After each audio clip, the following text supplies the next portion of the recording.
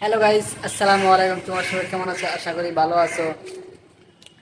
আমি আর একটা আজকে নিউ ব্লগ নিয়ে আসলাম তোমাদের জন্য।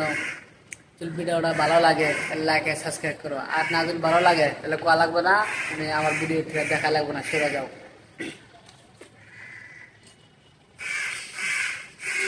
আমি ভিডিওটা এই জন্য বানাইছি, আমরা দেখো আমরা কামে আইছি, মাইনের কাম তোমাদের দেখাই কীরকম কি।